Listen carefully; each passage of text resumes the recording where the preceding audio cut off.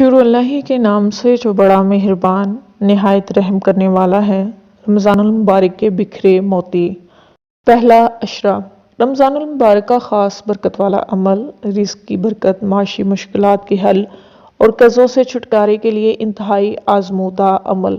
ترکیب: کپڑے کی ایک جیب سائز کی تھیلی سلوا لیں یا دفتر ماہنامہ ابگری سے برکت والی تھیلی بذریعہ ڈاک منگوا لیں، اس میں اپنی جمع پونجی رکھیں اور روزانہ صبح و شام سورۃ کوثر 129 مرتبہ اول آخر 7 مرتبہ درود شریف پڑھ کر روزانہ برکت والی تھیلی پر دم کریں۔ گھر کے تمام افراد پڑھیں اور جب بھی رقم نکالیں یا ڈالیں صرف 1 مرتبہ سورۃ کوثر پڑھ کر دم کر دیں۔ رمضان المبارک کا خاص عمل، رمضان المبارک کی چاند رات کو 313 مرتبہ سورۃ کوثر بسم اللہ کے ساتھ پڑھیں اور 10ویں اور 11ویں روزے کی درمیانی رات 313 مرتبہ سورۃ کوثر مع تسمیہ پڑھیں۔ 20ویں روزے یعنی 21 روز رمضان المبارک کی رات بھی 313 مرتبہ سورۃ کوثر پڑھیں۔ ان تمام اعمال میں اول آخر 7 مرتبہ درود پاک ضرور پڑھیں۔ 27ویں شب 1100 مرتبہ سورۃ کوثر مع تسمیہ اول آخر 11 مرتبہ درود شریف پڑھیں۔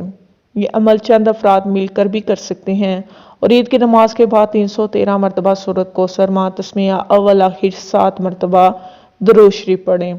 اگر یہ عمل کسی مجبوری کے پیش نظر رات میں نہ ہو سکے تو دن میں بھی کر سکتے ہیں، سوائے 27ویں شب کے عمل کے وہ صرف رات ہی کو کرنا ہے۔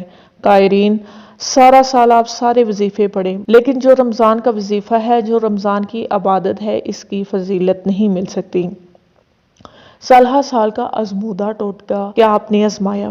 گلقند 250 گرام، چھوٹی الائچی 10 گرام۔ ترکیب: چھوٹی الائچی پیس کر گلقند میں ملا لیں اور صبح سحری کرنے کے بعد 1 بڑا چمچ استعمال کریں۔ فائدہ: سارا دن پیاس کا احساس نہیں ہوگا، کمزوری اور نکاہت نہیں ہوگی، حتیٰ کہ اگر آپ سخت گرمی میں کام کریں گے تو بھی فائدہ ہوگا، چاہے تو افطاری کے بعد بھی کھا سکتے ہیں۔ رمضان کا وظیفہ خاص، رب اغفر وارحم وانت خیر الراحمین۔ پورے رمضان المبارک میں ہم یہ فیصلہ کریں گے کہ گفتگو کم کریں گے اور اس آیت کا پہلے عشرے میں وضو بے وضو لاکھوں کی تعداد میں ورد کریں گے۔ رزق کے دروازے کھلوانے کا آزمودہ عمل، آسمانی دسترخوان۔ 11 مرتبہ سورۃ مائدہ کی آیت نمبر 114۔ اللہم ربنا انزل علینا مائدۃ من السماء تکون لنا عید الاولین والآخرین وآیۃ منک وارزقنا وانت خیر الرازقین۔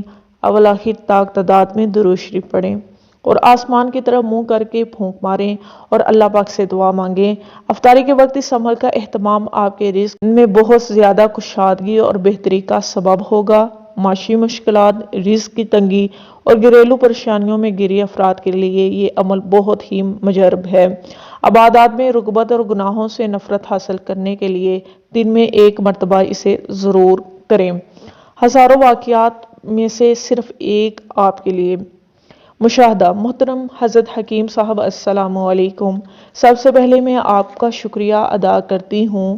میں نے گزشتہ 3 سال سے اعمال کرنا شروع کیے، اس دوران مجھے بہت کچھ ملا۔ شیطان اور نفس نے بہت بہکانے کی کوشش کی۔ میرے پاس کئی مشاہدات، تجربات ہیں جو کہ میرے ذاتی زندگی سے تعلق رکھتے ہیں۔ ان 3 سالوں میں جو مجھے بہترین تحفہ ملا وہ گزشتہ رمضان تھا اور خاص کر اس میں موجود سورۃ مائدہ کی آیت 114 آپ نے بتائی۔ یہی آیت میں پچھلے رمضان میں بھی پڑھتی رہی جس سے اس رمضان میں میرے رزق میں برکت ہوئی، مگر گزشتہ رمضان جب آپ نے درس میں بتایا کہ اللہ سے روحانی اور جسمانی رزق بھی مانگے تو میں نے یہ آیت رمضان سے پہلے ہی پڑھنا شروع کر دی۔ صبح شام اس عمل کو کیا اور ہر بار اللہ سے روحانی رزق مانگا، روح کی صحت، غذا اور پاکیزگی مانگی اور اللہ نے اس رمضان میں رزق جسمانی بھی عطا کیا کہ میری سوچ سے کہیں بڑھ کر، اور جو عبادات کی توفیق ملی وہ تو میں سوچ بھی نہیں سکتی تھی کہ میں گناہگار بندی اتنا ذکر کر سکتی ہوں۔ حضرت تحریر تو کافی لمبی ہو جائے گی مگر میرا دل چاہتا ہے کہ قائرین کو اس آیت کے زیادہ سے زیادہ فائدے بتاؤں۔ اس آیت کے پڑھنے سے اللہ نے مجھے خوب عطا کیا، گھر کا راشن کثیر ہوا اور ساتھ برکت بھی بے حساب ہوئی۔ میں نے جب سے ہوش سنبھالا پہلے کبھی ایسا رمضان مجھے نصیب نہ ہوا جو اس آیت کے پڑھنے کی وجہ سے نصیب ہوا۔ ذکر، تسبیحات، قرآن پاک کی تلاوت، نماز، 5 وقت کی نفل نوافل جو آپ نے بتائے وہ روزانہ پڑھتی، آخری عشرے کی طاق راتوں میں جو نفل عبادات آپ کی رمضان کی کتاب رمضان المبارک کے طبی روحانی ٹوٹکے جو میں نے دفتر ماہنامہ عبقری سے حاصل کی تھی میں چھپے وہ بھی کیے، صلاۃ التسبیح پڑھی، پورا رمضان ساری رات عبادت و ذکر میں گزرا۔ اس کے علاوہ اللہ نے مجھ گناہ گار کو ایک اور نیک کام کرنے کے لیے چنا، مسجد میں روزانہ 25 بندوں کا افطاری کے لیے کھانا بھی بنا کر بیچتی رہی۔ رمضان میں بہت ضروری کام کی وجہ سے گھر سے صرف 5 بار نکلی، وہ بھی اللہ سے دعا کی تھی کہ یا اللہ مجھے رمضان میں پورا وقت اپنی عبادت کے لیے عطا فرما، اور اللہ نے ایسی مدد کی کہ گھر کے کام بھی کیے، مسجد اور گھر کے لیے افطاری کا کھانا بھی بناتی رہی، مگر ایک دن بھی ایسا نہ ہوا کہ میرا روزہ کچن میں کام کرتے ہوئے افطار ہوا ہو۔ دسترخوان پر بیٹھ کر اللہ سے دعا کرتی اور افطار کے وقت بھی سورۃ مائدہ کی آیت 114 پڑھتی، اور ایک اور کام جو میں نے کیا کہ جب سحری اور افطاری کے وقت کھانا کھاتی تو اللہ کی تمام نعمتوں کا شکر ادا کرتی۔